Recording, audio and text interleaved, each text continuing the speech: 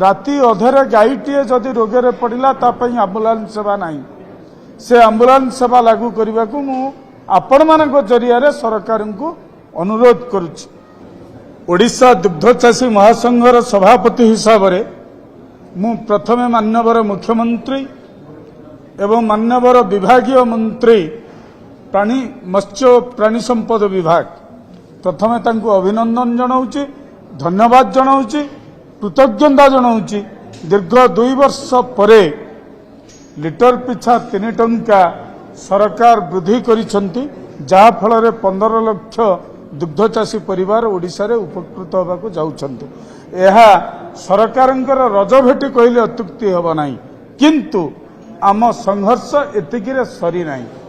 आमे गत 27 तारिख दिन माननीय मंत्री पाखे जो डिमांड किछि रखिथिलु ता भितर आउ गोटे कथा रखिथिलु जे जेमते आयुष्मान योजना लोकंग पई लागू होईछि सेमते प्राणी संपद पई एक आयुष्मान योजना मागणा रे चिकित्सा व्यवस्था करा जाऊ, ताहा एपर्यंत बाकी रही।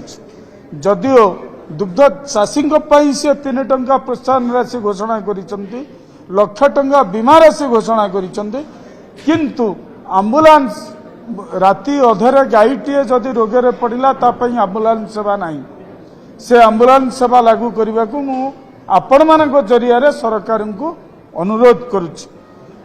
आमर तृतीय दाबी थिला जो ओडिशा रे 1,40,00,000 महिला और शिशु अपपुष्टि और रक्तहीनतार शिकार होउछन्ति। तेणु मध्याह्न भोजन एवं आईसीडीएस कार्यक्रम रे क्षीर, पनीर, मिल्क पाउडर एवं अन्यान्य दुग्धजात द्रव्य को सामिल करा जाऊ, जेमती उत्तर प्रदेश, गुजरात, राजस्थान, कर्नाटक रे हेछि सेही भली भाव रे सामिल करा जाऊ।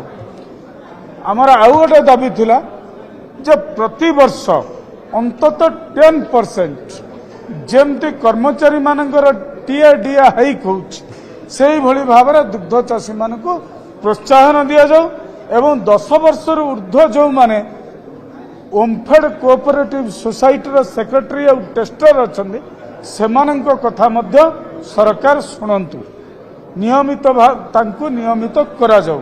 किंतु ए सब दाबी एपर्यंत पूरण है नहीं। से जाओ माननीय मुख्यमंत्री आज जो घोषणा करिसेंती ताकू ओडिशा दुग्धचाषी महासंघ स्वागत करुच्ची एवं सर्वतोभाव माननीय मंत्री को माननीय मुख्यमंत्री को धन्यवाद जनाऊँगी, कृतज्ञता जनाऊँगी एवं सेथिपाई जो माने परदा आडुआल रे काम करिसेंती सेमानक प्रति मध्य ओडिशा दुग्धचाषी महासंघ कृतज्ञता ज्ञापन करुच्ची। आमर ए संघर्ष चलीछि, आगामी सबु दाबी पूरण पर्यंत मध्य चलिबो। धन्यवाद सरकार को पुणी थरे माननीय मंत्री को एवं मुख्यमंत्री को धन्यवाद। नमस्कार।